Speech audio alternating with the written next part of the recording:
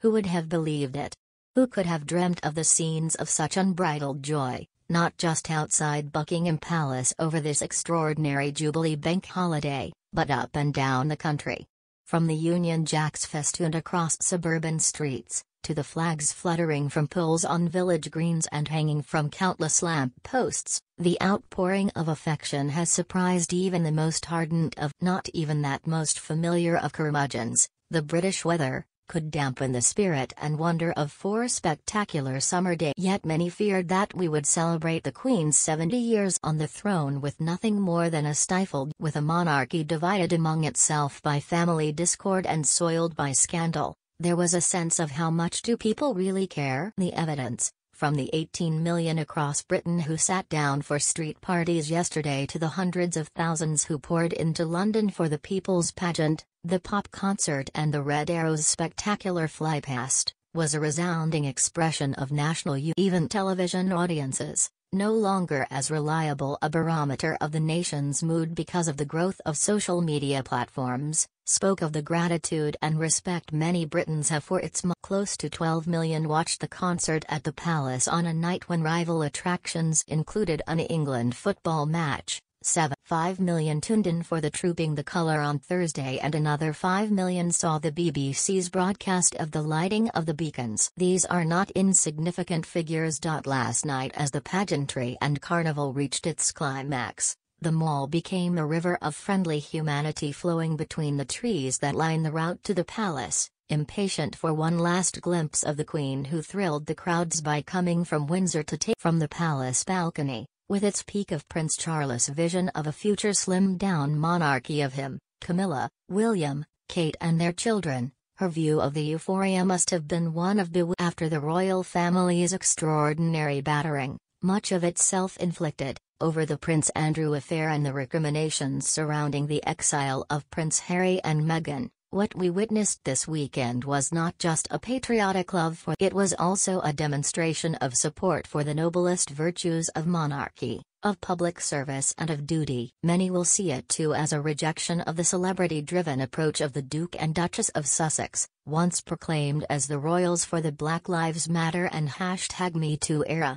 but whose absence from yesterday's final day of celebrations was barely. The Queen, of course, was the focus, and she certainly played her part, from that wonderful Paddington Bear skit to her balcony. But, at the same time, what these 4 days have showed us is that talk of a Britain without royalty and that the Queen, as Republicans have it, should be Elizabeth the last, are the crowds that cheered Prince Louis' show-stealing antics and his brother George's sing-along to Sweet Caroline also cherish the Queen's link to the Second World War and the last vestiges of empire, because of its thread to the future. Right now our love for monarchy is greater and more enduring than ever. But what about that future?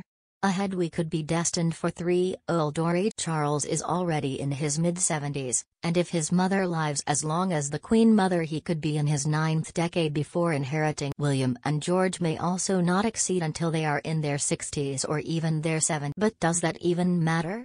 For it has been the arrival of fresh blood in the royal family, first with Kate Middleton and then with her and William's delightful children, which has proved to be such a positive and stabilizing As the Queen has aged we have seen a democratizing of royalty, Charles picking up many of his mother's duties with William, Kate and, over this weekend, their children, doing much of the glad-handing and flesh-pressing so vital in keeping that cord between monarchy and people. Over the years the royal firm has ridden out many bumps in the road. The death of Princess Diana in 1997 was one such. She was the image of modernity, a princess for the age, famously described, but not by Tony Blair as he claimed, as the people's princess. The Windsors, by contrast, came across then as hidebound, cold and out of touch.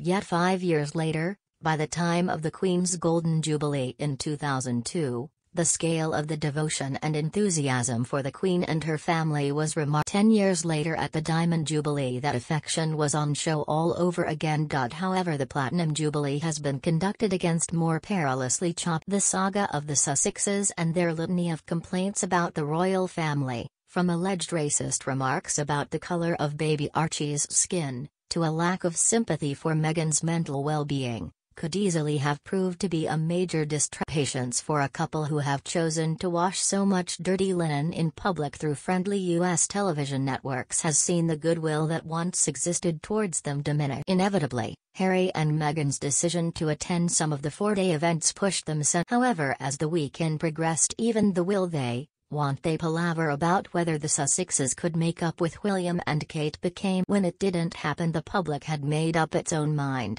It was not prepared to let this desperately sad drift overshadow the tributes to the same was certainly true of Prince Andrew.